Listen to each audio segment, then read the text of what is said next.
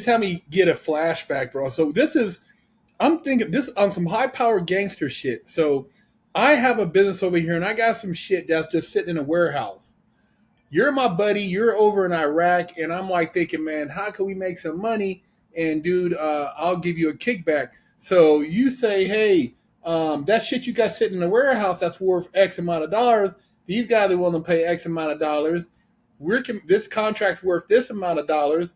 We're both going to get this paycheck, and dude, let's get this money. So we're getting money just like hand over fist, and basically the longer this goes on, the more money you can make, and I can move a bunch of inventory and hyperinflate it or whatever you want to do, and on top of it, say it costs this much when it costs this much. Dude, when Aaron and I did we did an episode in our show about the fall of Afghanistan, and for it I went to it's like this, it's called SIGARs. It's the IGAR part of it is like the Special Inspector General of Afghanistan report might be what it is. SIGAR, SIGAR.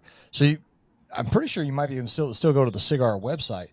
And what the SIGARs was every instance of corruption that the Inspector General that was in charge of inspecting the war in Afghanistan had found. And it's literally like thousands. So for one of our episodes, I copied and pasted like the entire list. And in the editing software, I just made like a little ticker on the bottom, you know? And so for the entire like 90-minute episode, it's running across the bottom of the screen, basically showing like 2 Halliburton contractors found guilty of exactly what you said, like embezzling $1.5 million or 2.5 or 3.5, or some places it's like 300 million, or, you know, it's like these tractor parts never made it to where they were supposed to go. These generators never made it supposed to go. You know, these all these contractors that are cleaning the porta-johns are supposed to be making X amount of dollars a day or whatever, and they're not. Or like the company got X amount of dollars to hire these people, so they just flew in third country nationals. You know, so they'll fly in Filipinos, dude. Like, they'll fly in Filipinos and stack them like 15 high in a room, man. Like, it's funny, all the shit that like people are allegedly upset about around here for like illegal immigration, like we literally do that overseas on bases for like en masse, dude. There's like a Korean village, a Filipino village and shit, like where the contractors live, and people just know where they're at. Like, oh yeah, that's a Filipino village, man. Like, damn. But yeah, I mean, it was nothing but fraud, and it was contractor to military to contractor, like literally for 90 minutes. I don't even think it ever reached the end of how many corruption things they found, man. So going back to Afghanistan, they started to take in the improvised explosive devices. So improvised explosive device, like a roadside bomb, the preferred weapon of the Taliban, because it's cheap to make. They have freedom of movement because we can't lock them down, and so they can move all around us and put IEDs in all the roads, and that's how they win, basically. So guys would collect up these pressure plates, and so somebody had the bright idea of getting forensic evidence off these pressure plates, right? Or IEDs in general. So basically, we're building forensics, apparently to find terrorists, but really what you're finding is an Afghan farmer that got paid $25 to put an IED in the road, you know? Or even if you're finding a Taliban fighter, you're like, okay, cool, I just got the fingerprints of a 19-year-old Afghan kid. Like, that's not Osama bin Laden. But so long story short, almost this entire forensics lab, there was a couple of them. The conventional military forensics lab was called the Acme lab because everybody likes to have funny names in the military. So it was like the Afghan captured material exploitation or some shit, Acme, you know? So I had a bomb tech buddy who I was in Fallujah with in 2004. He had retired, so now he's over there doing contract work. And his whole job as a former bomb technician for these people, for which he was making $700 a day, was to like look at these little parts and components and shit that would come in and be like, yeah, that's safe. That's safe. Damn. Like, and like just that guy was making $700 a day. And it actually sort of came to a bit of like a conflict of interest, I guess, because I was interested in doing my job and not caring what these people thought was, so I was part of the special operations forensics team.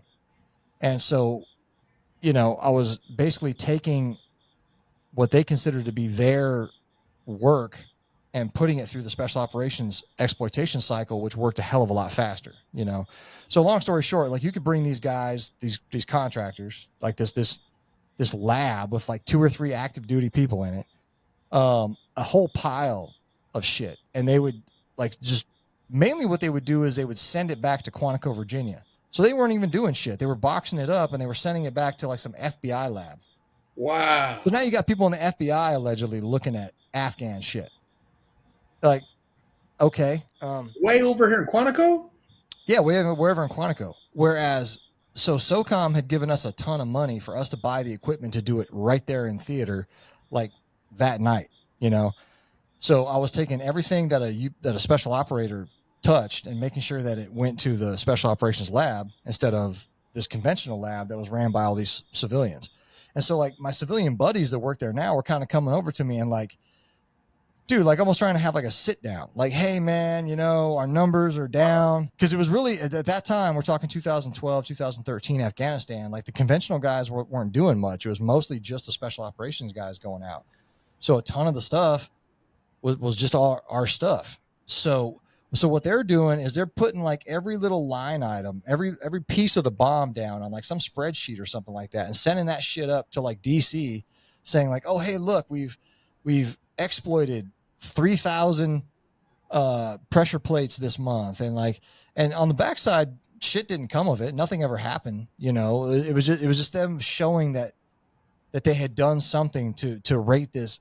Dude, $700 a day was one of the lower prices that dudes were getting. Like, some of the guys that we had were making like $1,500 a day, and as an advisor, like, they're just giving advice. Dude, that military hustle, man. I should have went into the military, bro, instead of taking to the streets, because that shit is gangster. You'd have been good at it, man.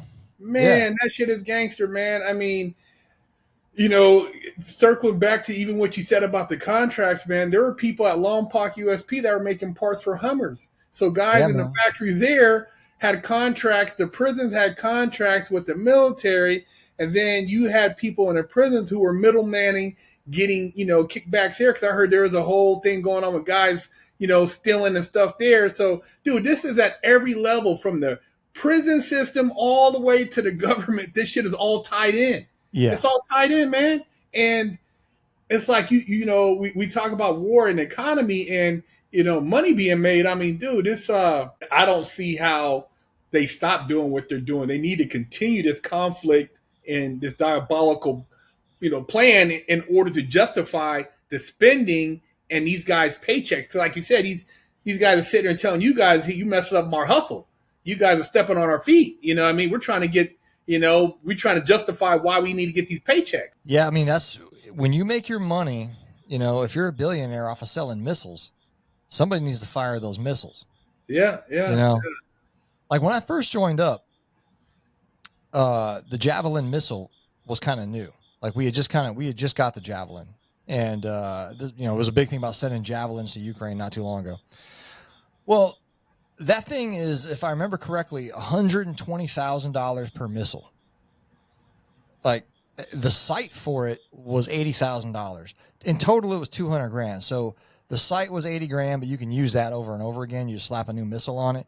But the missile was $120,000, and it was to the point where back in training, stateside, you had to do like some special shit to fire a Javelin. Like, you had to like win a board. Like, you were the best Marine in your squad for like a month or some shit. You had like a special competition, and then you'd get to fire a Javelin, and so this is 1998 pre GWAT. So you fast forward, we actually get into Iraq, and we're firing these things left and right, dude. We're firing them like they're free. Dude, anything that looked like it might have had an enemy in it, we shot a Javelin at it, or a code, Damn. Because, going back to one of the points you were trying to make, this shit ain't Call of Duty, man. There ain't no respawn. For anybody that I would like to de-glamorize war like you de-glamorize prison, man, because, I know younger men have like this romantic image of it that's fueled by the Hollywood industrial complex. But the fact is, you don't know what guy in the story you are. And what I mean by that is like you always see the stories, right? Like take Black Hawk Down, for example. It's based on a true story, right? Everybody thinks they're going to be like the Delta operator who rises to the occasion and fights his way through the battle, right? Well, there's also the medic that dies with dude's fucking hands in his legs, trying to clamp his arteries and shit closed, right? And he's trying to like say, hey man, tell my mom I love her type shit. Like you don't know what guy you are until the story's done, right? Like a lot of the dudes that I saw get killed were better than me. They were stronger than me, tougher than me. I was like, fuck, dude, that guy got killed. Like, so like anybody could get it, and that's as we stay in this weird thing where America just wants to fucking fight everybody.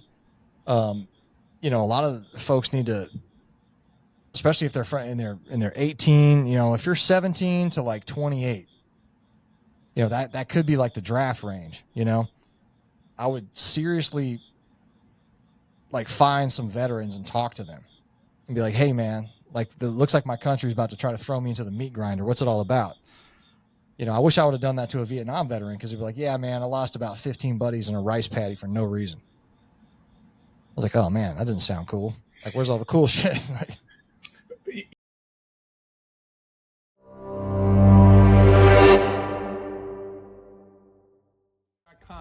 to pick up a limited edition GTA poster signed by me for $10, or with your purchase of a Wig Splitter Porsche t-shirt, I'll throw in a free poster.